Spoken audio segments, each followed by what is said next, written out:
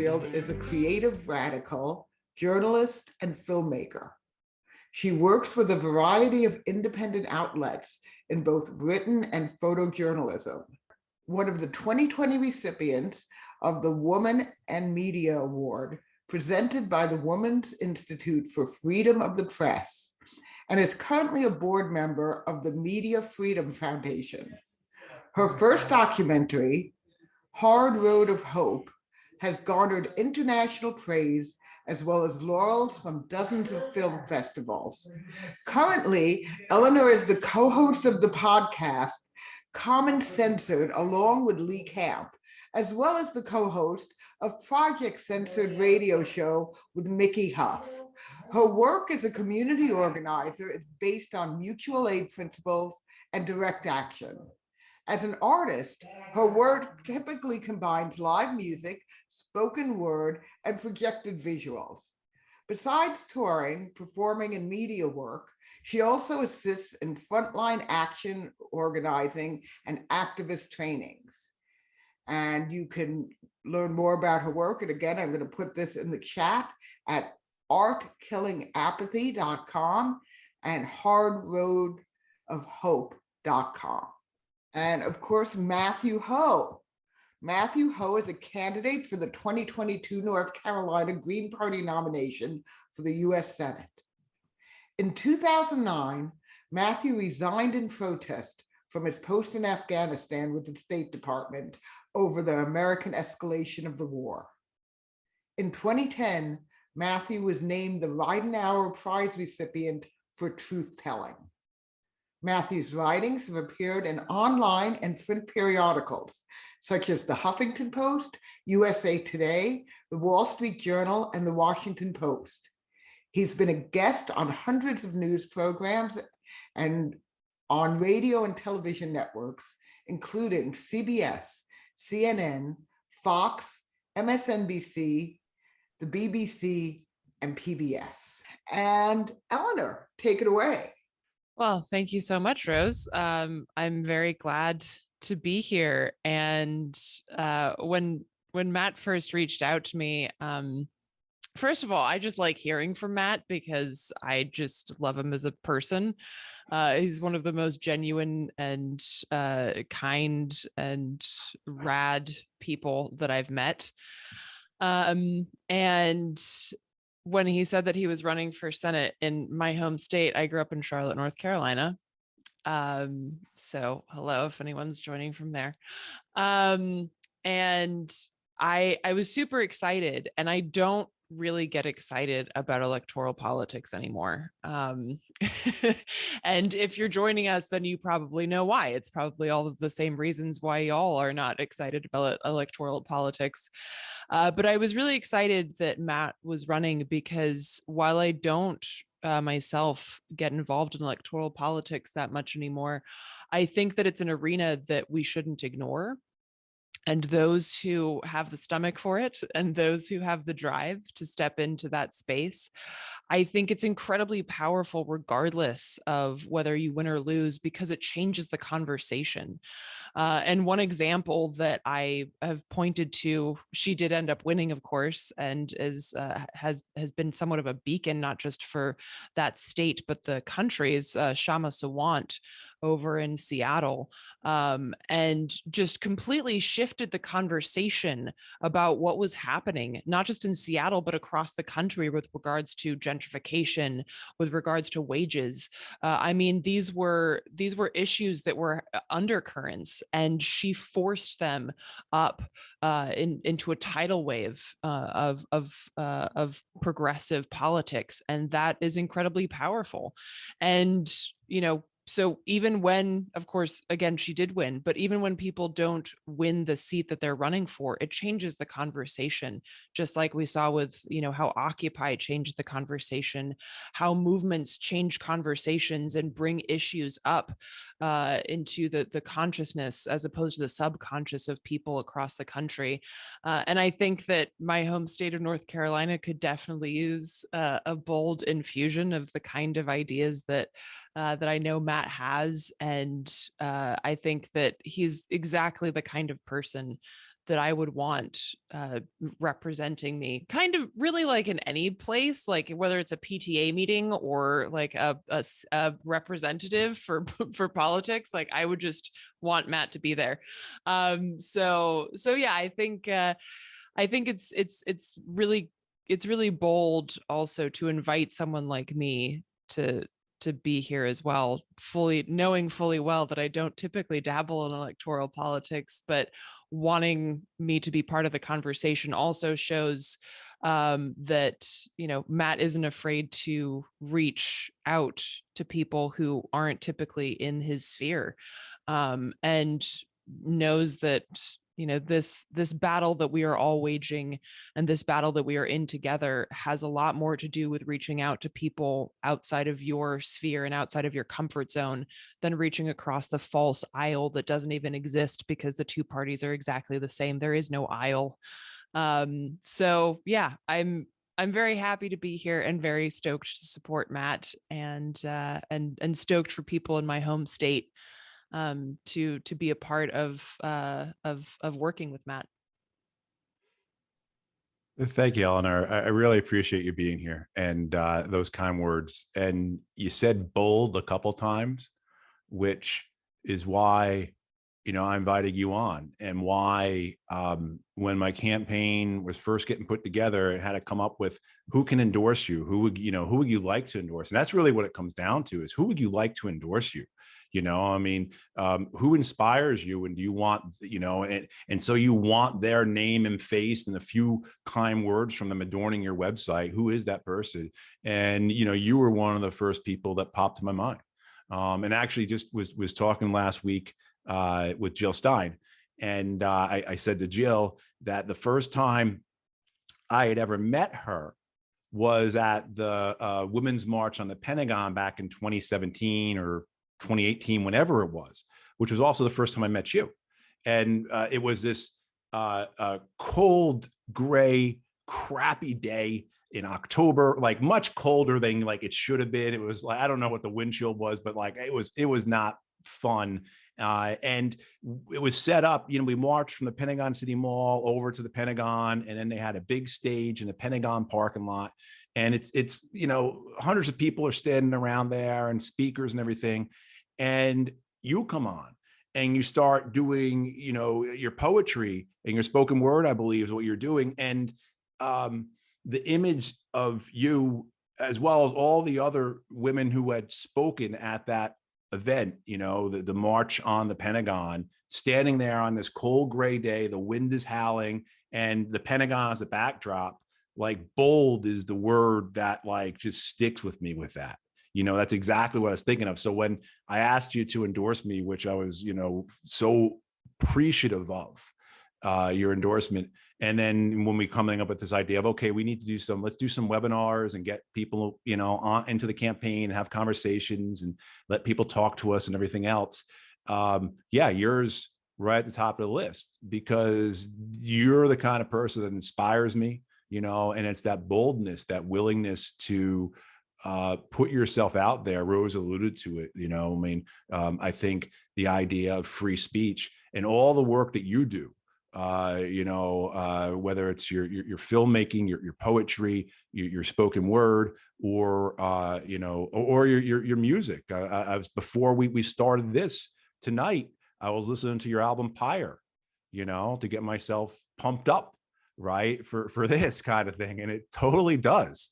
And you know, people who are not familiar with Eleanor's music, you know, Pyre is available on, I assume, everywhere. I got it off of iTunes, right? So it's available everywhere, you know, but no, you know, so you being here and like what we're doing with these events in terms of who are the people that inspire me. The first person I had on was Medea Benjamin, because as I said to Medea, she was the first person who ever put a microphone in my hand at an event as an activist. I had done all this think tank nonsense and been in the conferences and gone and spoke at this place and that place and my tie on all the time and very uptight. And Medea was the first person who, standing in front of the Pentagon with a bunch of Code Pink, you know, ladies, a bunch of Code Pink heroes, you know, gave me the microphone in front of the White House and just said, speak. And, you know, I mean, so I think that for me, having folks like you here is what keeps me going with the campaign, right? Reminds me of why I'm doing it. So I just want to, thank you for being on with me. And, I wanted to ask you about, all your work that you do, and you get such a broad talent. Where do you draw your inspiration from? I was listening to on your album, the song "Children of Immigrants," which is with spoken word, I guess, not a song per se, but like just the repetitive. And I wish I had the technology to be able to play it right now, but I can't. I don't know how to do that. So, but like I wish I could, right? But like, where does that? I get a feeling, but maybe if you could talk about that, and like that was a song. That was a song I really wanted to ask you about, like because that's so forceful. The beat to it. So I'll just leave it at that. Well, thanks, Matt. And I also think, I mean, this could easily just turn into like a fest where we compliment each other, but I do think I think one of the strongest things is, folks who have seen war and been to war and then come back and speak out against it. I think I have no concept of what that means and what it takes. I think we all have friends that, this generation, of course, has friends that have seen war on the front lines. A member of my band was a Marine and grappled with it, horrifically, and messaged me long after he left the band to say that he had gone to a lot of therapy and he finally realized that he should never have gone to war and that it was a meaningless war. And he had actually left the band because we disagreed on that. He thought that, he needed to go to Iraq and that it was important. And I can only imagine like the extreme, I don't even have a word for it, but I think it's incredible that people who have been to war can stand outside the White House and speak out against it. I think it's incredibly powerful. And I think that, as things progress in this, in this largest empire that the world has ever seen, I think that veterans speaking to those who are in active duty right now are one of the linchpins of our ability to progress past some of the darkest times. Because I think that you have the ability to talk to people who are in it right now, the way that I will never have that ability because I can't speak to them from that specific perspective. So I think that that's also something that's super important. Circling back to your question, because I totally have not answered it. I just completely ignored it to begin with because I wanted to make that point. But now that I've done that, I'm going to circle back to it. The artistic brain that meanders quite a bit. So basically, I was actually having this conversation today with someone who's a record producer. I get all of my ideas at really inopportune times. Like when I'm waiting for a bus with my hands full of bags or something, or I had an idea today while my 4-month-old was sleeping on my chest and I didn't have a pen anywhere near me. And I was like, okay, I'm just going to have to repeat this line, this like poetic line in my head for the next like half hour or however long he decides that he wants to sleep on my chest. Cause I'm not moving. I'm not going to ruin this moment. So I get my ideas at really inopportune times and I pull inspiration. I know this is going to sound trite, but from everywhere. And I think that I think it's worth saying that all art is political, because all life is political, because politics are really supposed to be about our lived experiences. They're not, of course, in our current system. They're about the lived experiences of the oligarchs. But I think that the work that I do is overtly political. But the songs that people write about things that are quote unquote vapid, that's a political stance. And I think that, also things that are written about joy and about beauty, that's a political stance too. It's about what we fight for, right? I think we can oftentimes get stuck in a loop of what we're fighting against. And that's super important that we're clear about that. But I think it's also important that we know what we're fighting for, just like, you're in your campaign, you're saying that I want clean energy. I want, I want, the end of systemic racism. I want, equal and better pay. It's Right. important to highlight what we want. Otherwise, we just get stuck in this negation, and you can't build something in a negative space. Right. I think I think we have our theories, we have our ideas of what we want to see, and many of us, I think, ascribe to a identity. I'm a libertarian socialist. Okay, but what does that mean in practice? What's the actuality of that? What does that look like for men, women, and children who are living in our society? And what does that mean from the top down? So it means Medicare for all, universal college, you can kind of say, or what does it also mean from the bottom up, though? And that's what I'm much more interested in, the bottom up, the people aspect of it. What does it mean for our communities, our neighborhoods, our associations with one another? One of the things you said about being a veteran, and one of the things that I'm coming struggle with it, but I'm coming to better grips with it, is my role as a perpetrator. And that I think that's what really sets combat veterans, war veterans, apart from other people in society, is the perpetration of organized murder. I mean, there's nothing more than that. People are gasping at what's occurring in Ukraine now, and arguing of, could Russia do it, could Ukraine do it, this, that, and it's just such nonsense, because this is what war is. It's organized murder, and there's no way of getting around that. And so when you're a perpetrator, and I think when you get to a point where you have a clear sense of what you took part in, and you're able morally and intellectually, spiritually, to accept that, I think you're then able to move on and atone. And certainly, I think there's a lot of us in the veterans community who are doing what we can to atone or repent, or if that's too much to say it in that language, just trying to live better lives. Because I think you get into the atonement and the repentance, that can get into a really bad downward spiral of chasing after your guilt, and you'll never be absolved. This is not, you'll never be absolved of what you did. There's no magic to it. So it's learning, but what your comments about veterans are, and having that role. But, you see, in terms of our society and the need for more people to be involved, right? More people to be involved in what is occurring in our politics. And so I really like when you say that even the vapid pop singers, if you will, are making a political statement. And I'm going to butcher the saying, but it's that you might not care about politics, but politics cares about you in everything we do. Look, I was just saying to Rose before you came on, I think I broke my finger, right? So for me, I've got veterans healthcare.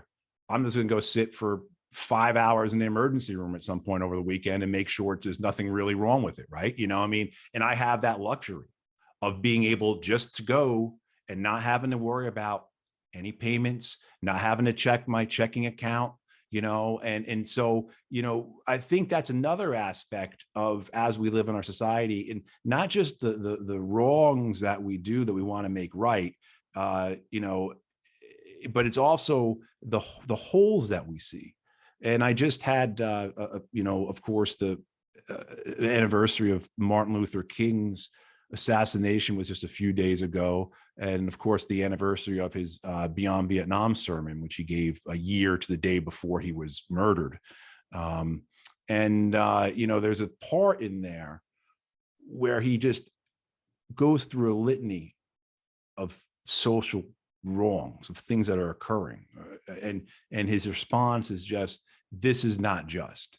And I think that's what brings a lot of us to that. And I hear that in your art, is that refrain over and over again, this is not just. And I think, and I would like to think that that's a lot of what our campaign is about too, is just that notion that this is not just, and we cannot go along with it any longer. Yeah, I'll just pass it back over to you, because Yeah. I'd like to just your how you work through all this. Yeah. And I mean, I think that's a beautiful point, Matt. And one of the things, because as Rose pointed out in my bio, one of the things that I do is trainings and teach-ins, skill shares, and things like that. And one of the questions that I got so often over the years was, how do I start? Because, you know, just like with anything, people are like, oh, I don't know how to start. And I said, just look around you. We're programmed under capitalism to think that we have to have an expertise of some kind. You know, you have to know this, that, and the other to do this. You have to be, you know, in this tier of school to take this class or whatever. But in reality, we are all experts at our own existence. We're all experts at our own lived experiences. It doesn't always feel like that, but we are. And nobody needs to be told what it feels like to live under capitalism. You know, you just have to sit back and think about it for a minute, and then Right. think about, well, what doesn't feel right about this? Because there's nothing natural about this system. There's nothing natural about the oppression that we all share. We're on different parts of that spectrum, of course, but we all share living under this, you know, this largest empire that the world has ever seen. So what is wrong with that? You know, just start answering that question, and whatever pops off, follow that. And also notice that they're all connected. And it took me a while to recognize this too, right? I started out with just focusing on environmental issues. And then I started before in 2002, before the invasion of Iraq in 2003, I just did all anti-war stuff. And I thought that they were totally disparate things. But of course, they're not. You know, the US military is the largest the largest polluter in the world and emits as many fossil fuels, greenhouse gases, as 140 countries combined. So I think that, you know, recognizing that these things are all connected is super important. And, you know, yesterday I was talking to Jacqueline Luckman, who's a phenomenal radio host here in Washington, D.C., and does a lot of great work with Black Alliance for Peace. And she said that, you know, one of the things that's really important, particularly as we continue to stare down nuclear war, is to know our lane, and understanding that our job is never, ever, ever to tell another nation who they should have as their government. That is not your lane. You can pontificate over a beer with friends or something, but you can never work and organize around what another country does. That is not your business. And they have the right to self-determination, just like we do. How would we feel if somebody just invaded our country and was like, look, we really think you'd be better off with this person? No one would want that. And yet that's what the US does constantly. And so our job as children of empire is to dismantle this empire. It is to ensure that our country does not, as Eduardo Galeano, who's from Uruguay, pointed out once, anytime the US ever helps another nation, they either turn it into an insane asylum or a graveyard. Right. It is our job as children of this empire to stop that. And that is a big undertaking. So you won't really have time to worry about who other countries want in power. And so I think it's really important that we recognize the responsibility in that, but also the opportunity. And this is where that, you know, the sort of silver lining and the joy aspect comes in. It is a joyful enterprise to build something with people that is in opposition to empire, that is in opposition to colonialism, that is in opposition to hate and oppression. That is beauty, that is joy, and that is something that they can never take away from you, no matter what they do to try to silence you, no matter what they do to try to oppress you. They cannot take away the beauty that is building something that is based on justice and freedom and liberty. And I think that is what we have to focus on, not what other countries are doing, and not the the vapidity that is ingrained in our two-party system. We have to look outside of those blinders to the possibilities and the responsibility that lies with us. Yeah, no, I'm really, really moved by what you're saying there, because both first, as you're saying about, just take yourself, for example. Someone could look at your work and say, wow, she's all over the place. Or she's talking about this, she's up with the people in West Virginia, and now she's, why don't you just focus on something? And, the reality is what you get. And I think what comes through your art then is that it is all interconnected. It's why I really embrace the eco-socialism ideal that the Green Party puts forward. And when I first saw that, of course, I just thought eco meaning the environment. And okay, we're not going to pollute. We're going to do something about climate change. We're going to be kind to animals, whatever. But the reality is I just was totally not understanding it. And once I actually read what it was about, this makes eco in sense of ecology, in sense of everything is connected. Everything is connected. Whatever aspect of our platform, it all connects to the other. You cannot end the wars overseas without also then embracing aspects of climate change. You can't embrace climate change without embracing an economic bill of rights, because the reality is climate change is the climate collapse that is going to occur and will occur, as we're understanding more and more every day, is something that's going to require an economic bill of rights for Americans to survive, to sustain. I mean, how else are people going to live their lives without that type of foundation of healthcare, housing, education, and jobs? Because this climate disaster is going to is going to just really disrupt us, destroy us in so many ways that, and on and on and on we can go with how everything links into each other. And certainly empire is that way. Empire is all encompassing. Empire touches everything. It is the Leviathan, right? It is the Leviathan, and it has all the arms and all the tentacles and all the surface. So it can do exactly that. There is nothing untouched in colonialism. There's nothing untouched in imperialism. Look, in Iraq and in Afghanistan, we were investing ourselves, for a polite way of putting it, in every aspect of Iraqi and Afghan life in order to control it. There were military officers who were doing every type of work over there in order to control the economy, in order to control society. We were involved with the schools. We were involved with the healthcare. Everything about empire is meant to control all.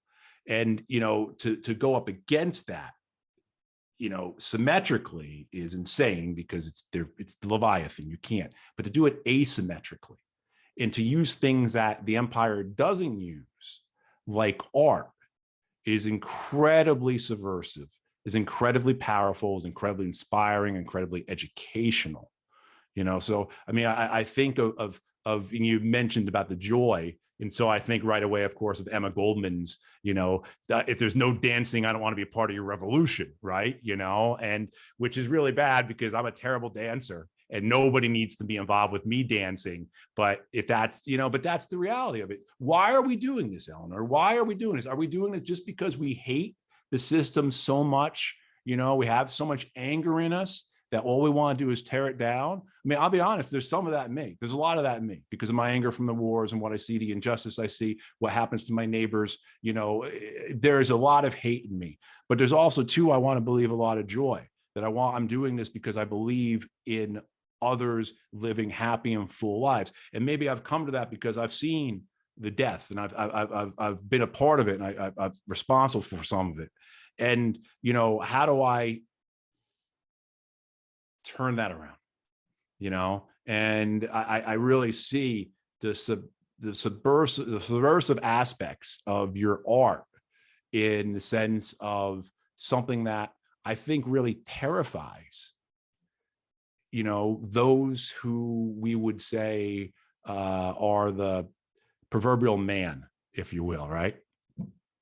Yeah, absolutely. And I think, first of all, I would say that, folks should read Joyful Militancy. It's a brilliant book, and Carla and Nick, the co-authors, talk a lot about joy and how joy is not happiness, and joy walks next to despair quite frequently. And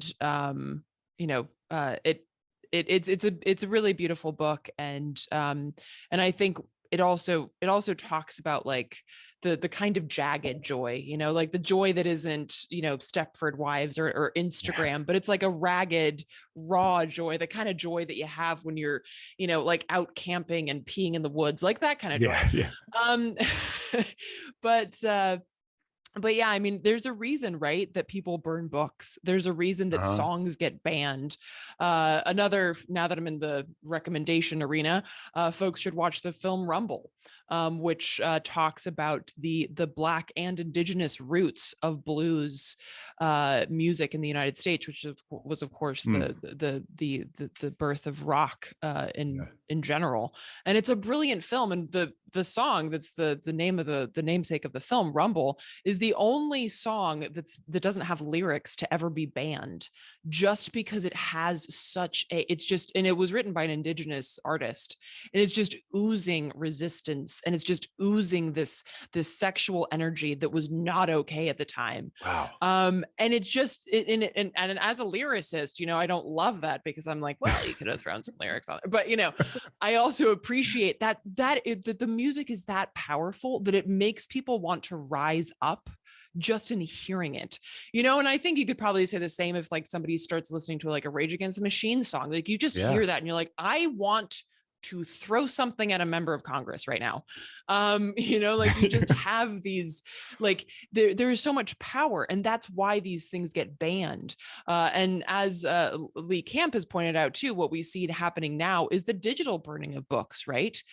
Because things are being shut down online, which is our library. That's our current library in today's age. So there's a reason that these things get shut down, because they change minds through the back door of emotion, right? Art is so insidious because it's not handing somebody a fact sheet and being like, hey, I'd like to talk to you about, whatever, climate change. It is going through that back door where people feel something and they can't put words to it, and they feel emotional, and they feel moved, and then they think about it. I think we can all remember like the first time we heard or experienced a political piece of art or something. You feel something, and then you go, wait, what was that? Or what did that painting actually portray? Like you feel before you think about it, but then it's already in you, the seed has already been planted and you can't really dig it out. And so I think that's what's so powerful about art, and why it's so important, and why, if you look through history, there's never been a movement that hasn't had an artistic aspect to it, whether that be the French Revolution or whether that be, the Haitian Revolution. There's always been some kind of artistic aspect to it. And, as James Baldwin said, poets, and by that I mean all artists, are the only ones who know what it is to be on this planet and survive it. And to speak to that, and to speak to the kind of surviving that we want to have, that's powerful, and that's why it gets shut down. I'm reminded though that we used music in the form of our cadences we'd sing in the Marine Corps to inculcate the killology, as that we call it, the bonding together, and using the songs that we'd sing while we were running together or whatever, and very obscene, but very effective, gets you, what makes the grass grow? Blood makes the grass grow. What makes the blood flow? Marines make the blood flow. Those type, so there's such a raw power, a visceral power that touches us, right? Like primally, spiritually, that connects us. And then it connects us to each other as we perform it, just as it connects us, right? So it connects us vertically and horizontally. But I'm also reminded too, because I see my good friend Ken Mayer's on here today, who's he's Veterans for Peace. And, he's just, I love the guy, and it means so much to me. And, but I've been on delegations with Ken to places like to Okinawa and to Palestine. And, even on other places I went on delegations to with Veterans for Peace or About Face, even here in the US at Standing Rock or at Charlottesville, the music was always there. The music was always there. And I remember being struck with it about this because every time I was with these groups in solidarity with them, and as they were standing up against oppression, as they were facing the militancy, the Okinawans were being arrested, the Palestinians were being shot at, our Native American brothers and sisters in Standing Rock were being shot and corralled and thrown into dog cages, and then even when I was down in Charlottesville, I was down there with a group of students from Howard University. And, it was a few days after Heather Heyer had been killed by the white supremacists down there. And, they sung, they gathered around and they sung the Black National Anthem, and that ability for that art in this form of music, but certainly it could be almost any other form, to capture everyone and bring us together and connect us. But as they were singing, particularly say that day in Charlottesville, as they were singing, they were reaching back, right? They were reaching back. And they were also, I feel like they were reaching forward, and so there is this, it's horizontal and it's also vertical. And it's just, it's one of those things that I think in the moment, we get taken up by it. And then if we have the opportunity to remember it and reflect upon it, it's even more powerful. So, and so with that said, as you go through, with your family and your art and your work and everything, your activism, what is it that's capturing you now, right? What is it that you're saying, this is what I'm going to do, this is how I'm going to do it? And if that question makes sense to you. Well, Matt, I could answer your question outright, or I could answer it poetically. There we go. It's actually a piece that I wrote during the uprising. God, was that 2 summers ago? I don't even. Time is so post George bizarre Floyd right now. Yeah, it was almost 2 years ago. Yeah. It's wow. There has perhaps been no other moment in our lives where time has proven itself to be such an accordion that can just stretch willy-nilly, in terms of perception. But so I wrote this at that point, but I think it applies now too. So I'll just go ahead and share that. Sure. Thank you. What a strange time to write poetry. What a strange time to play music. What a strange time to build barricades and light Molotov dreams. What a strange time to rattle thrones, to breathe tear gas and sage, to smell change, to pray with raised fists, and to meditate in bellowed screams. What a strange time to smile, to laugh, to wear masks that reveal who you are, to dance when you know the world is watching, to forge silver linings in hurricanes, to write our stories in graffiti on monuments to a whitewashed history, a strange time. The siren song of normal, a normal that was so strange. Do you remember that mirage, a facade of democracy, a well-dressed hypocrisy, now naked, obvious, true? Illusions die hard and always haunt the living. Everything wasn't all right, isn't all right, may not be all right. I'm not all right, and if you're not all right, that's all right. Through a trembling hand, I can write poetry. With aching arms, we can build. Through tired eyes, we can see. With weak knees, we can fight. In the din of toppling empires, we can rest. In these cramped corners, we can make worlds. We are historic, we are futuristic, we are placeholders for infinity. We won't be here again, but we are here now. in these strange days and in these strange ways. You can stop us like you can stop the sunrise. Seeds will grow and others will burn. And that fire inside is your ancestral guide. Call on it now as we swoop into trenches, navigate underworlds, catch glimpses of sky, and carve hope in our minds. Feel summer-soaked concrete as our feet pound streets, sewing our dreams with silver threads, weaving wonder in a weary world. And these songs of freedom drown out our fears, carrying a tune from the fields to the mines, from Haymarket to Zuccotti Park. It's this chorus of improvised beats, no solos, but symphonies rising more and more, a crescendo electric, tripping the light, fantastic, bombastic. This isn't a requiem mass, it's a love song. To militant joy, to radical resolve, to the solidarity of the shaken, to the emergent, divergent, and like root systems find our way home, to the fight, to the build.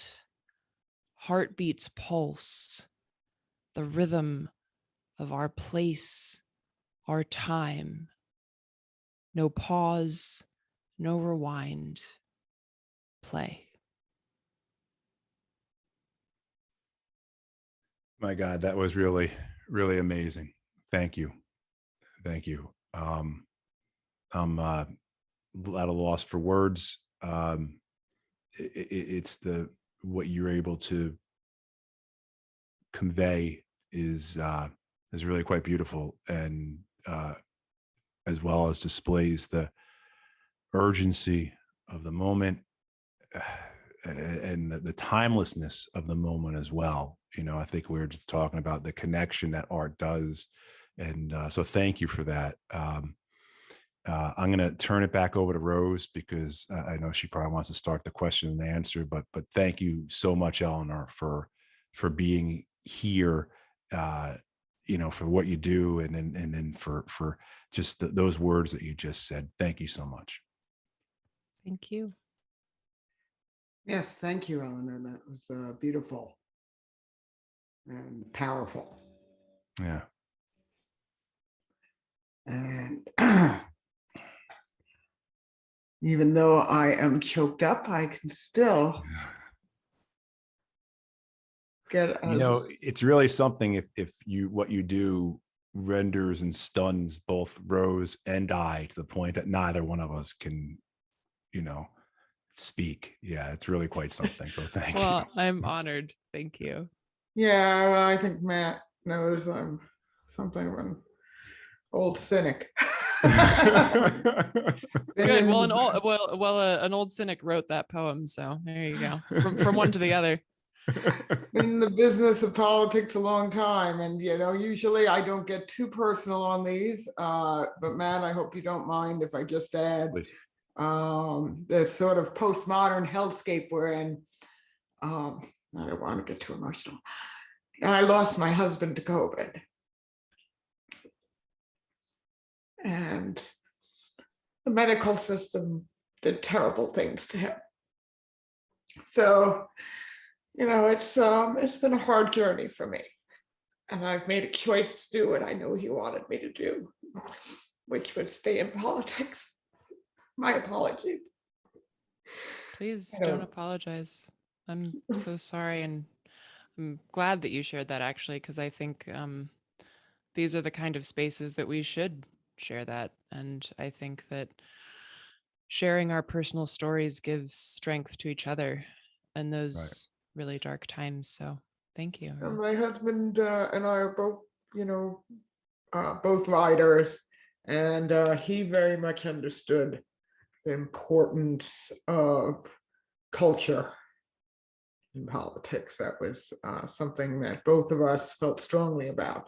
And I think that, like I said, especially when you're in electoral politics, that it gets put aside for it's sort of the cold, hard business of electoral politics. And I will be getting to cold, hard business tonight, because in a way, it's part of what you have to do for somebody like Matt Ho to get on the ballot. But, and you do it, and I'm proud to do it. But there's also, there's also the human toll of what I really refer to as postmodern hell and late capitalistic hell. So it's important, and I'm really glad that we're having this discussion. So with that said, let's get to questions. Matt, this has been asked a few times, and we have a little less questions now, but it's been asked in other webinars. So I actually want to get to it first. The person is anonymous. They didn't give their name, but I support a candidate from Georgia running with a bold agenda, a Black agenda, including reparations for American descendants of slavery. We all see the results of wealth inequities. Matthew, I'm curious, what is your position on reparations, and what would they mean to you? For them, look, and it goes beyond the idea that I think most white Americans have about reparations, that reparations mean you're just going to send a check to every Black family and that's it. And I think anyone who understands our system, the system of inequality and inequity that has been manufactured in this country over 500 years, you could send a check for $100,000, $200,000, $300,000 to every Black family, and it's not going to make that much of a difference. Certainly, there's a role for money reparations, but I think there's if we do not do something to grapple with and dismantle the rigid, ingrained racist system that we have. And when I say system, I mean, it's kind of like what Eleanor was talking about before about, the whole Leviathan, the whole thing in healthcare, in education, in militarism, in pollution, in the environment. And then, as well as too, you can't just look at this as how it affects Black families. You have to look at this as well as how it affects people of color, our Native American brothers and sisters. If people have not been to a Native American reservation, and I don't mean going to a casino, I mean actually go to a reservation, go into their supermarket, or it's not really even a supermarket most have, it's some type of like plussed out convenience store. The horror of that experience will stay with you a lifetime. What we have done to our brothers and sisters, the first people of this land, and that we continue to do. So the reparations has to put an end to all of those things, but then also rebuild a system so that it just doesn't happen again. It just doesn't become a new form. It just doesn't look. I mean, the whole. I think it's people are better understanding this now. But the way you go from slavery through Reconstruction into the incarcerations of the late 19th century to Jim Crow to the new Jim Crow as it's called, but really the war on drugs I think is probably the best example, where my white nephews have a 1 in 19 chance of going to prison, and my Black neighbors, their boys, have a 1 in 3 chance of going to prison. So you do something to break, and then everything else that comes along with that, the wealth injustice, the education injustice, the healthcare injustice. Certainly, if you look at the way COVID has affected people of color, indigenous people, Black people, as well as working people in our society, the way it has just demonstrably affected them, disproportionately in ways that can't be understood as, oh, it's just the way it worked out. No, I mean, there's a structure to this that puts the injustice, the pressure, that oppression, that suppression onto these people. That is the look. I mean, I think if you take it from a very class view, as I try to tend to do, which then of course has its racist aspects to it. But, you know, the wealth that's accumulated and the pressure that is needed to create that wealth, well, that pressure needs to be exerted onto aspects of our society. And who is that pressure exerted on? And I think as white people, you know, and white people who are members of the working class now, especially, starting to see those pressures, starting to see that injustice, starting to see how, say, COVID, again, has not only disproportionately affected people of color, but also, you know, indigenous people and you know, but working people as well. And I think that's the real rot of the system, is that it continues just like, you know, the rot you have in your basement or in your deck, or it continues to expand because we have a system that for my entire life, since the Nixon administration, has been purpose meant to make sure wealth at all the expense of everything else goes to the few, to the top, you know, and that rot is spreading. But reparations, of course, are indeed necessary, and it has to be a very holistic, eco form of reparations that make sure the harm that has gone on for centuries, the harm that's going on now, is once and for all ended. And that's going to take a lot of work. But Eleanor, your thoughts? Yeah, I mean, I'd just like to second, but also, and this, one of the things that I talk a lot about is how important it is for the left to reach out to poor white communities. And I talk about this a little bit in my documentary, Hard Road of Hope, but we oftentimes think of poor white communities as a foregone conclusion, like, oh, they're just going to be racist and they're going to fall to like the KKK Right. and the right wing.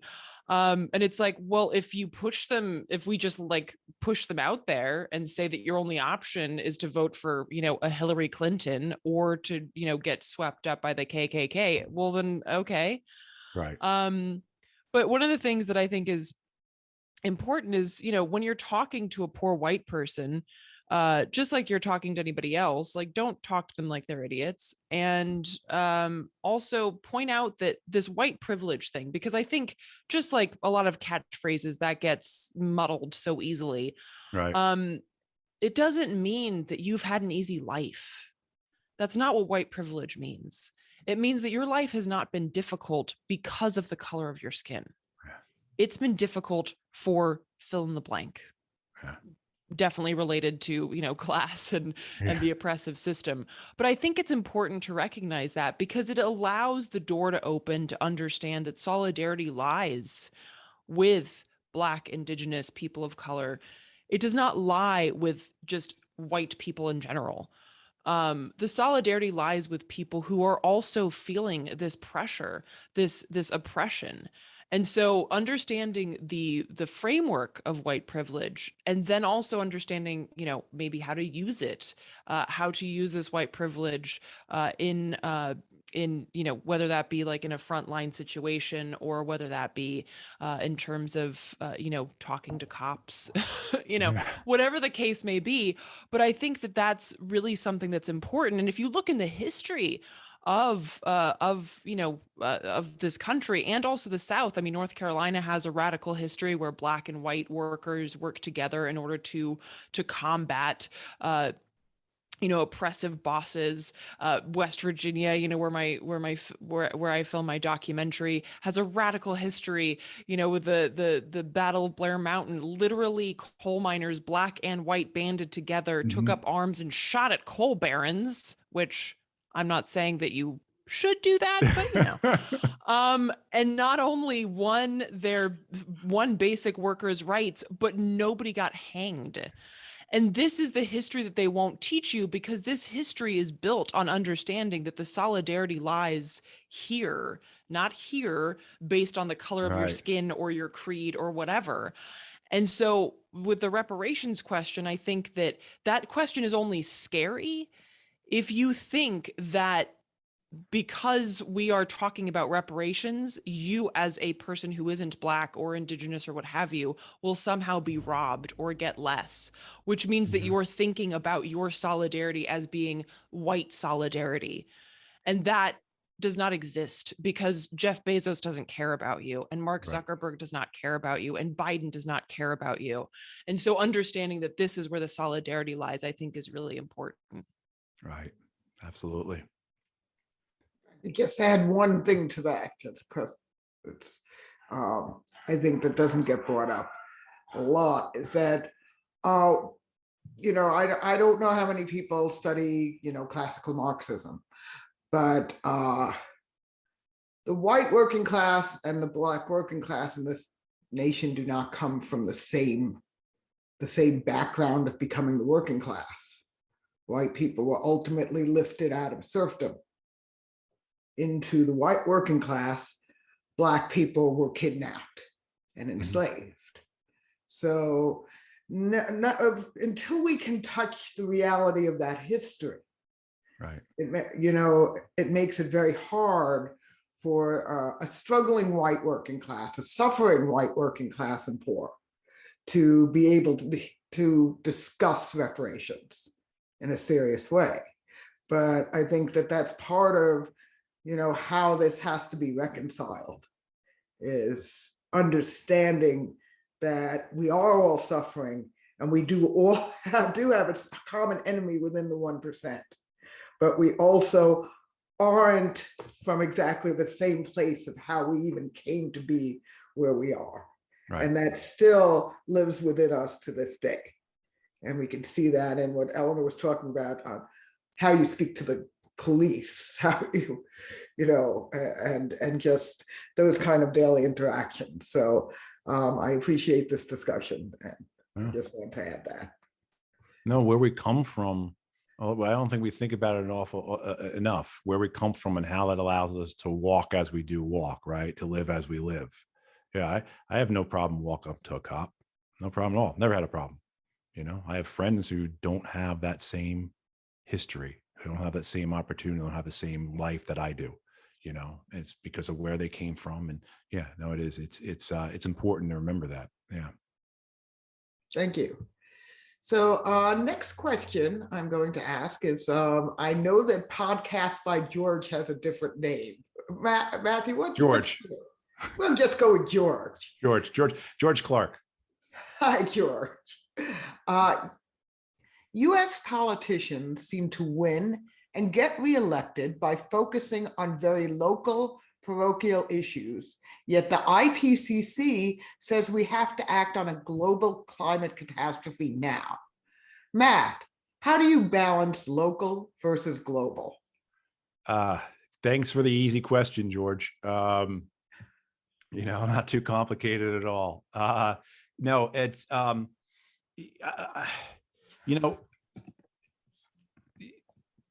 that's something that I think, you hear the slogan, act locally, think globally. And I think a lot of us say, oh, that's a good idea. But, we don't really see that in our lives. I'm thinking right now about how when I was a kid and growing up in the early 80s and we had acid rain. I don't know how many people remember that, but like up in the Northeast, we had supposedly acid rain where the factories in the Midwest would pollute, go up in the clouds, and then that polluted rain would fall on us in the East. And I'm just struck by that right now about the connection we had about why should we care what they're doing to the air, 3 or 4 states over.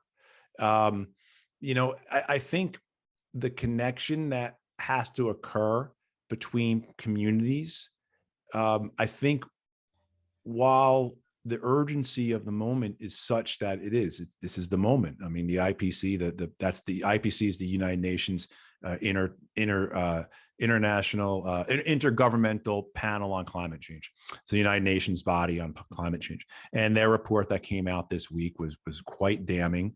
We have 3 years to make drastic changes in order to avert the coming climate crisis. And as anyone knows, this is not going to happen. I mean, it's just not feasible. So we're going into this, and the idea that somehow that we're going to stop at 1.5C has always been a joke. I think Paris was always a joke. That 2 has always been the reality. And now that as we understand 2 degrees Celsius warming, the consequences of that, the unpredictability of it, what that actually means. We don't know what that means.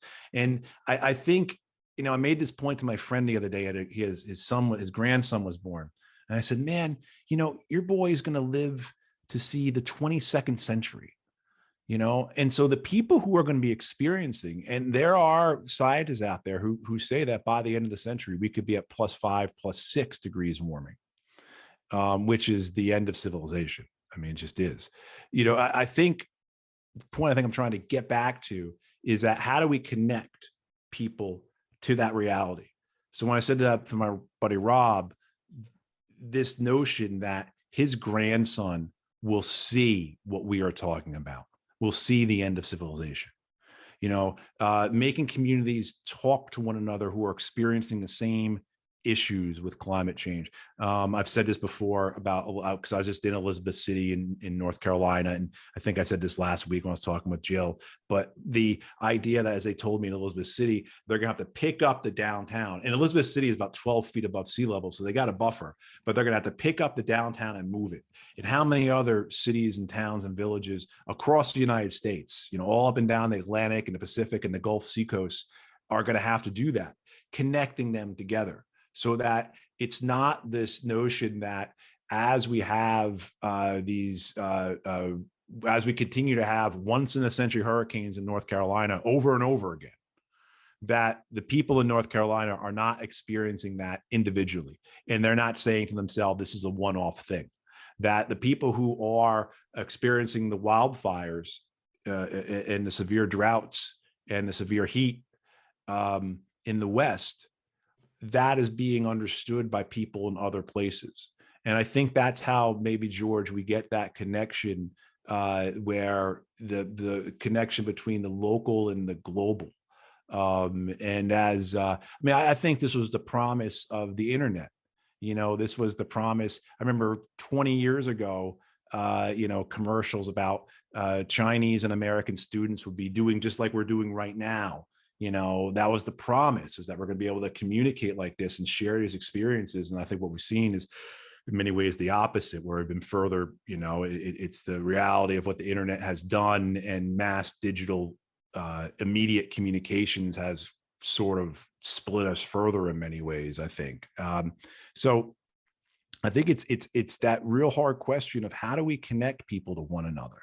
We've got the technology. I think we've got but the idea. Now I go back to the art that we were talking about earlier, and is art the thing that connects people across distances? A song about the loss of your home due to rising sea levels. How many millions of people are that going to touch in the years to come? Eleanor, your thoughts on it? Yeah. Yeah, well, I mean, so many thoughts. But I think, first of all, recognizing that climate change is here. Louisiana loses a football field of wetlands every 38 minutes. Wow. That's now. And having been down in the Atchafalaya Basin and just seeing like how it's cut up for the sake of oil, and watching waters rise, it's horrific, and you don't understand how people could honestly be that evil or that dumb. And I think recognizing also, like you talked about, is connecting people. And I recently was just chatting to one of the people in my film, because I like to stay in touch with people, Jewish mother.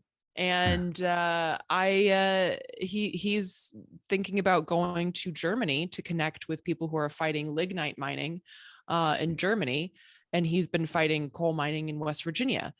And making those connections is super important. Again, like recognizing that we are fighting some of the same battles, but I think also making it clear that direct action is really important, and direct action looks a lot of different ways. But depending on where you are, but we have to literally stop these things from happening. We have to throw whatever we have at it, whether that be, for instance, the Mountain Valley Pipeline that's going through, West Virginia, North Carolina, that has been gummed up in a lot of legal battles, which is great because the company is losing millions of dollars every day because of this. That's powerful. That's direct action. There have also been amazing people who have done tree sits blocking the construction of that pipeline. That's incredibly important and vital as well.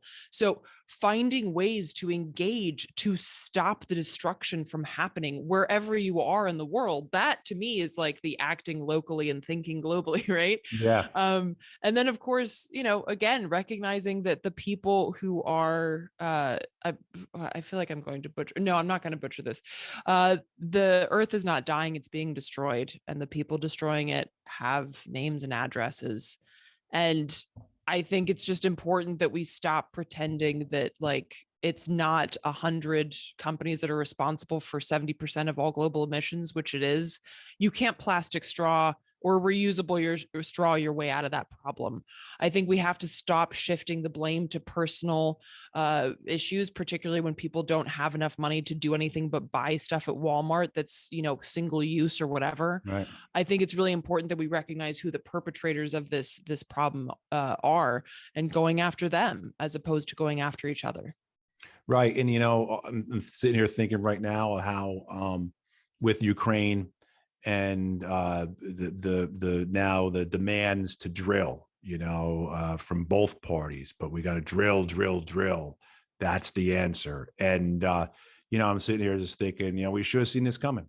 We should have seen how they were going to use the war to pump more oil. That, and it gets back to your point earlier about all things being interconnected. The biggest fossil fuel the biggest customer of fossil fuels is the United States Department of Defense. That's ExxonMobil's biggest client. And both ExxonMobil and Raytheon are owned by the same banks. The same 5 money management firms own 95% of the S&P 500. It's all connected. They also own all the media. So I think we have to be more proactive, but I really like what you're saying there about putting our bodies into it, because we talk a lot about life and death issues and how these are existential things we're up against. And they really are. My friend Rob's grandson, my nephews and niece, my godkids, your kid, this applies. Right. I mean, they are gonna be the ones who are cursing our generation as there's little collapse. And because how can our societal infrastructure handle the things that we know is coming? How can we handle it? Yeah. I do think I just want to add one more thing because it's also part of the reason why I chose to have a child. A warning is not a prophecy. And I think that it's really important that we understand that things are bad. And in terms of the climate, they will get worse. And there's not much we can, even if we decided to stop using fossil fuels tomorrow, that, the inertia is already there. Right. But I think it's also important, again, with kind of what I was talking about earlier, is that not just focusing on the fighting. Yes, stop pipeline construction. Yes, block these things from happening. Sit in trees so they don't get cut down. But also, what are we building? Because this empire will fall. The economic structures that are propping up fossil fuels will fall sooner or later, because fossil fuels aren't even worth the money anymore. They are literally just being propped up by an economy that's propped up on air. So we have to start building now. And again, in that building, there is always hope, because anytime you plant a seed, you are basically saying, I hope that this will survive and that I will see it. So I think that that's really important to, and I'm not talking about optimism. I think optimism is dangerous. And Chris Hedges writes some really brilliant stuff about this. Yeah. But I think it's important to always have that hope and to know that humans can do good, and we can be good, and we can create beautiful things. And so I think like the building of a better alternative to the mess that we're in there right now is possible. It's being done as well in little pockets. And I think we have to also focus on that, and how are we going to build so that when things do get worse, we have some kind of infrastructure that we can rely on each other, and we can look to each other to figure out how to get through this. I mean, I see it all the time. On the span of literally minutes, I can go from thinking, my God, what have we done, to my God, what have we done? You know, like in the span of what we're able to do as human beings, you know, what we're able to do, and what we choose to do. But I'll go back to Rose. Thank you. Thank you both. Great discussion. And I am going to pose our last question. And just to let people know, after Matt and Eleanor answer this, I will have a few words to say about this campaign, and then we're going to go to closing statements by Eleanor, Goldfield, and Matthew Ho. So this question comes from another great champion of democracy, free speech, and somebody who while I don't know personally, I think shares my point of view that you can lose everything else, but you better not lose your sense of humor. So from Lee Camp, we desperately need representatives outside the two corporate parties. Can you talk about the hurdles that are put in place to stop third-party candidates from running and winning? Sure. Thanks, Lee. I appreciate it. They're quite insidious, and they're quite odious, and they're quite subtle in many ways. And what we're going through right now with trying to collect signatures to get on the ballot, and every state's different. And actually, our friend George just asked a question about climate change. He hosts a podcast by George. I listen to his stuff all the time. I learn a ton from it. He has great guests. I think both Lee and Eleanor have been guests on it before. He was telling me about some of the things being done in Iowa to keep third parties off the ballot, such as just moving back the filing deadline, so that in the sense that if you're a small party and you're struggling to organize and to get people to commit and everything, and now you have to file months ahead of where you were traditionally filing, but you also now have to file ahead or in tandem with the major parties. Well, that doesn't give you a lot of time to organize. That doesn't give you a lot of time to get people to commit to running. That doesn't give people any time to see why there might be a reason to run, because the Democrats and Republicans haven't even run primaries yet. So, what's the sense of running a third party if you don't even know what the two major parties are doing? I mean, don't get me wrong, there's a lot of sense in running third party, but I think people, as well, so for here in North Carolina, our challenge is getting on the ballot through signatures. And we need 14,000 signatures, which with verification, because each signature is on pen on paper. It's got to go to the county. The county have to make sure they can read it, and the person's a registered voter. So we have about a 75% verification rate. So when you say I need 14,000 signatures, really need about 18,000 signatures. And when you do the math, in a sense of, a volunteer can get about 10 signatures an hour on a good day. You start to realize there's about 1,800 person hours we need to do this. And that's 10 signatures on a good day. There's going to be a lot of days that are rained out. There's going to be a lot of days that are cold. There's going to be a lot of days where just things don't go well, and so you start looking at the time commitment for this, and you say, how are you going to get this done with just volunteers? You're asking people to put in, sure, if people want to get us 100 signatures a week as a volunteer. Well, you're asking them to put in 10 hours a week as a volunteer. That's a huge commitment. And so what happens is that people say, well, we'll pay people. And that becomes, like everything else in our election system, an industry. And you see it in states that have constant ballot referendums like California, where this is a multi-million-dollar industry, where the Democrats or Republicans, where Uber, where Tesla, where whoever can come in with tens and tens of millions of dollars and spend that on people who are going to go out and get petitions. So that, as Rose and I have read about and learned as we talk to people about this, you can earn $1,000 a day doing petitions, because that's how much money the Democrats, the Republicans, Uber, Tesla, I'm using those two as examples because they are good examples because they did exactly this, can spend to get people out there to get signatures to put ballot referendums on.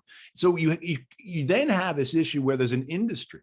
So that for us, and I saw in the chat Michael Trudeau, who's running our ballot access program here and like just doing a hell of a job trying to get us on the ballot, fighting uphill and just trying to put all this together, in order for us to go out and do the easy route of like, hey, let's get a petitioning firm to come in.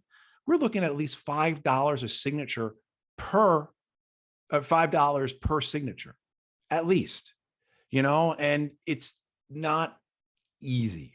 So this idea that somehow you look at it and you say, oh, all you need is that many signatures, just get a bunch of clipboards, get a bunch of volunteers, and in the other aspect of it, if you have the volunteers, if you are an organization that has that capacity to pull in hundreds of volunteers, thousands of volunteers, well, then you're probably an organization that is very well established and that has a lot of money behind it, and then raising the money, and make a pitch for money in a little bit. So everyone stand by, but you look at it in the sense of like, just the apparatus, the infrastructure you need to go out there and get donations, just the email lists, the cell phone lists, the technology to do it, the amount of money that this costs is astronomical. So when I see like the woman who is the Justice Sherry Beasley, who is the presumptive Democratic nominee for the U.S. Senate down here, someone that the Democrats cleared a path for, so there's not even really a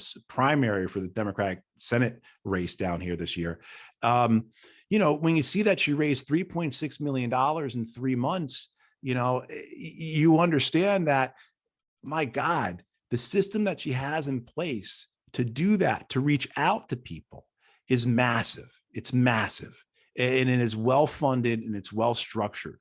And then not even getting into the aspect of the whole money in 2020, if people are not aware, and I know I've said this before, but if in 2020, if in North Carolina, the U.S. Senate race between Cal Cunningham and Tom Tillis was $300 million. Tillis, who won, spent $25 million. Cunningham, who lost, spent $50 million. And there was $225 million of outside money, that dark money we hear about, the Citizens United money, was involved in the race. $225 million of that.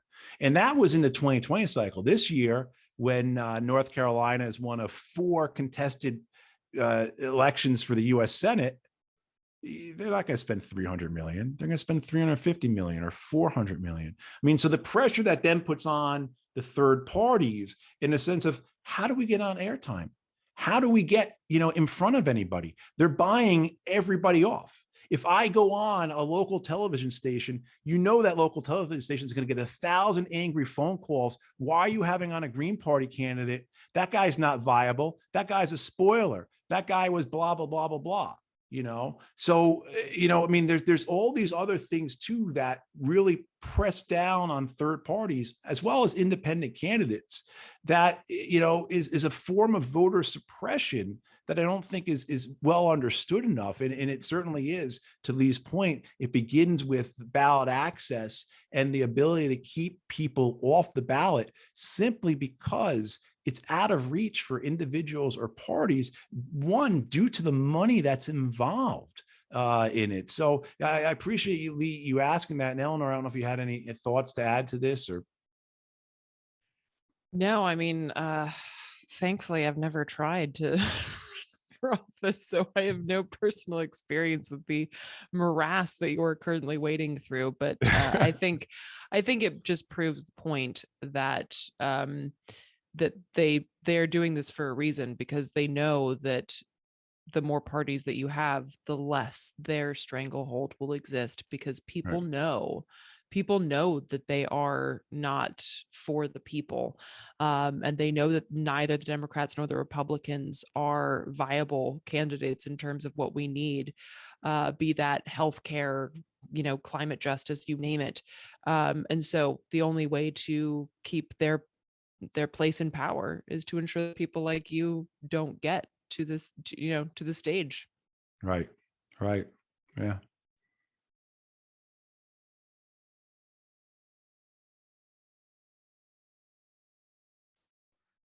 So I was having some trouble unmuting myself. I have done so now. Well, thank you so much for this conversation.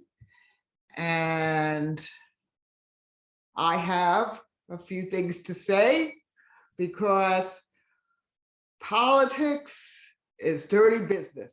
And sometimes business has got to enter into it. But let me say a little more about that.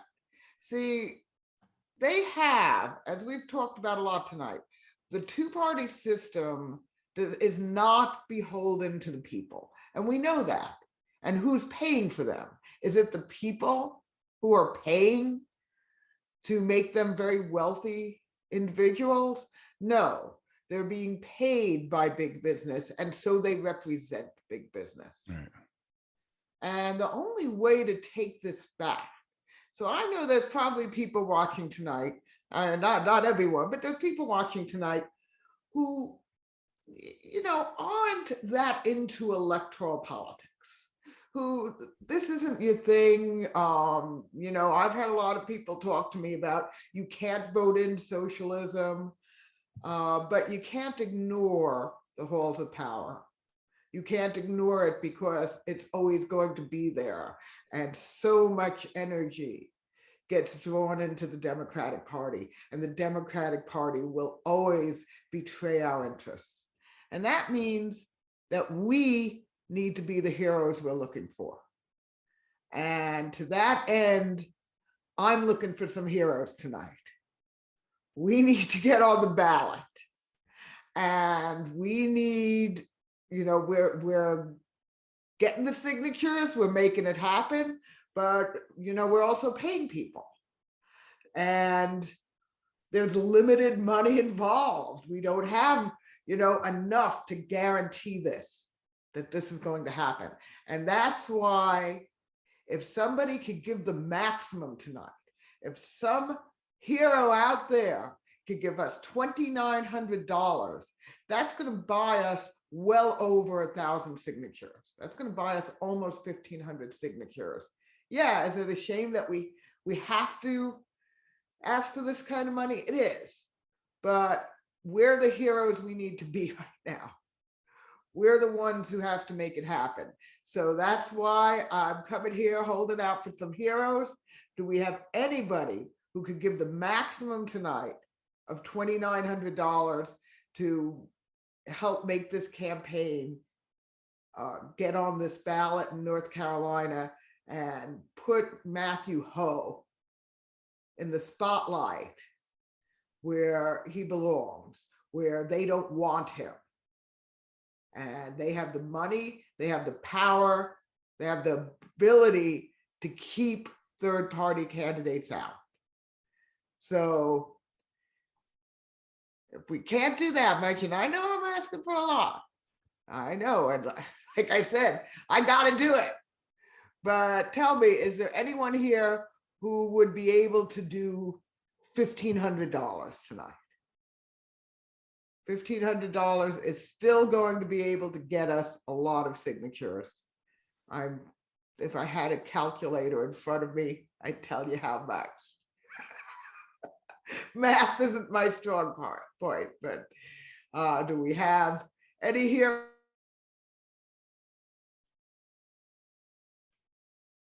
$1,800 healthcare ballot. I understand that, and people should do what they can do. Somebody says that they don't have that kind of money, and a lot of us don't. So when I'm asking for big bucks like this, I'm talking to the people who might have it to do. I'm not shaming the people who don't. You know who else doesn't have $2,900 to give right now to this campaign? Me. So Yeah, I don't either. believe I understand, but I know there's some people who do, who have some big money. Anyone have $1,000 that they could do to help this campaign? I hear you. Yeah, I know. Like I said, there's people talking in the chat about their financial struggles. And again, I really get that, so I mean to shame no one, because like I said, I give a lot of labor to this, but I can't be giving money that I don't have to give. So I understand that. There anyone who could do $500. That would still make a very big difference. $500 will still get us plenty of signatures. And if we had a couple of people do that, that would be even better. And I am going to be leaving the link. I realize that I'm saying this and I'm not even leaving the link where people. What's wrong with me? I've left it before, but if there's one thing I enjoy doing, it's leaving out donate link. Matt can tell you that. Right. And I know we've had people on this webinar the last couple of times who've donated as well. So I know we're asking again of people who've already given. So I really appreciate it. So thank you. Yes. Well, and also Matt, I do know there were some people that I know in North Carolina who weren't able to join tonight. And so if this will be shared anywhere, obviously I have got the donate link, but also if this and the other webinars that you've done are stored anywhere archived, then I can share those as well. And folks watching could also share with people who might have more money. Yeah. Well, the Right. last Thank two you. that we've done with Thank Medea you. Benjamin and Jill Stein, and I'll send you the links, Eleanor, but they are up on our website, our social media, and our YouTube. This will be up within the next few days. Last times I've told people that they'd be up the next day, and I could not make that happen as quickly as I. So I've decided, let me be more realistic, but in the next few days, we will definitely have this up. Can anybody tonight do $100? That's, are there any? All right, Mike. Mike. I know Mike. Thank you, Mike. I appreciate it, brother. Thank you. Mike is the OG Green. He's the coolest dude you'd ever want to meet.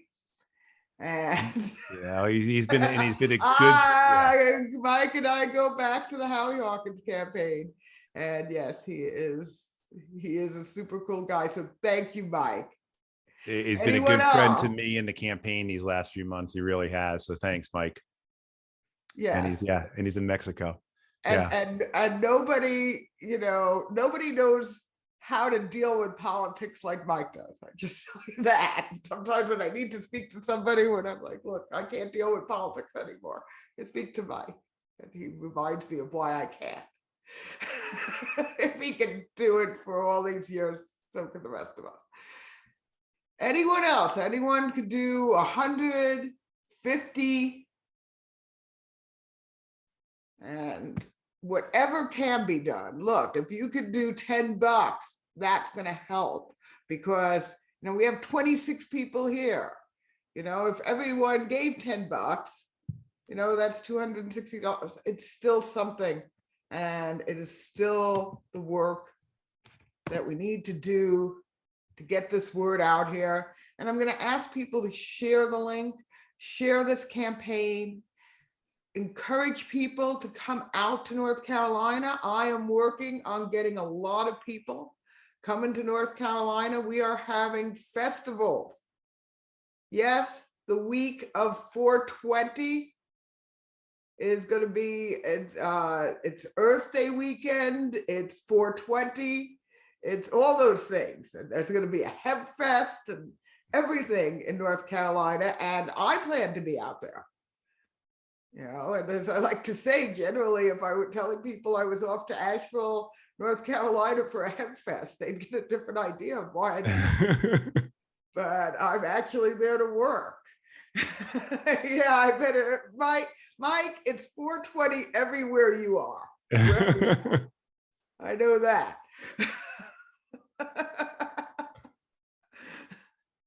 But yeah, so there's David Schwab, who's with the campaign, says 10, 20, 30, 50, it all helps.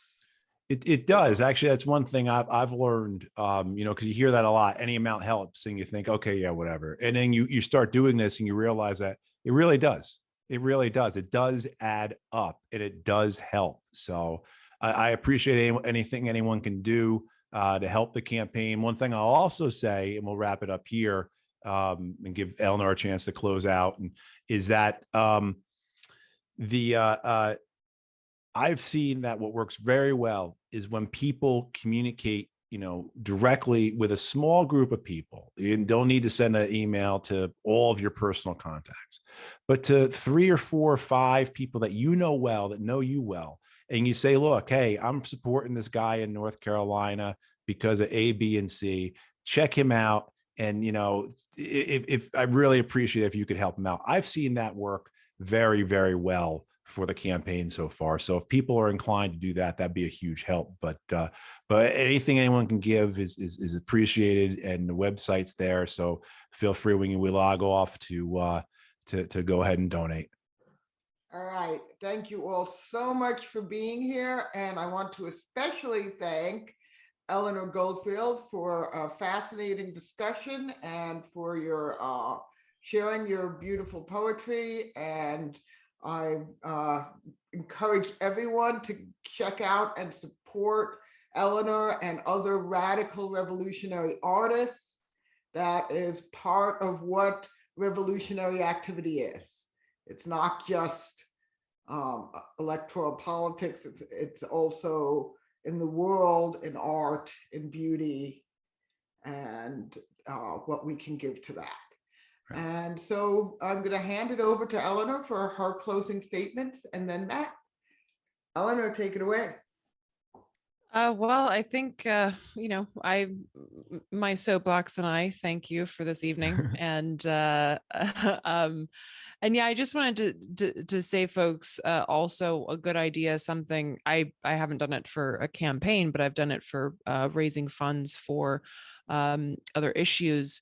Have like a kind of backyard party where you've got like a band playing or something like that, with a tip jar out that 2 tip jars, one for the band and then one for the Matt's campaign, and then the band can remind people through the course of the evening, something like that. Or you have some kind of block party or something like that. I think highlighting the community aspect can really do good things if you can, of course, do so safely, since COVID's still a thing, even though according to corporate media the only thing that exists now is Russia, evil Russia.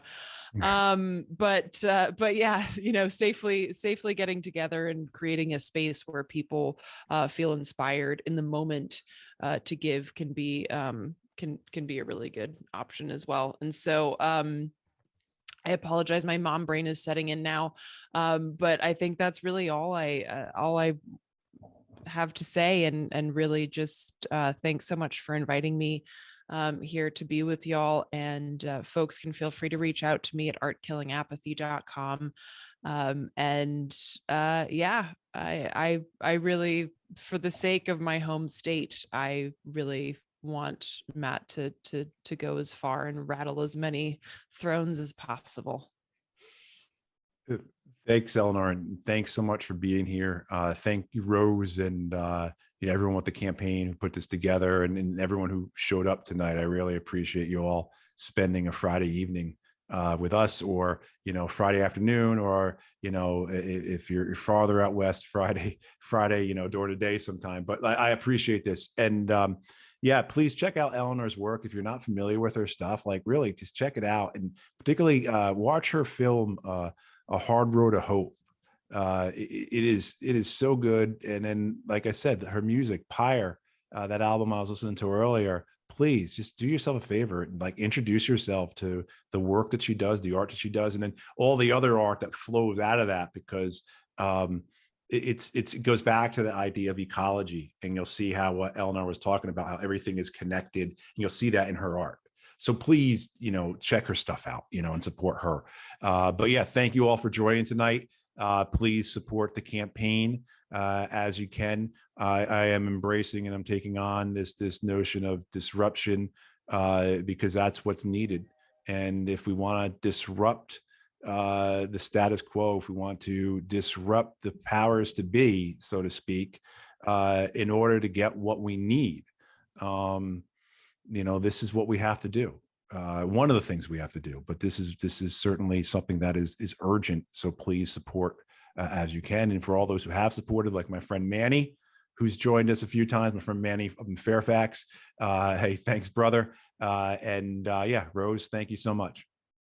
Thank you both. And Thanks, thank you all for being here. Be in touch and keep making the revolution happen. Peace. Have a good night all.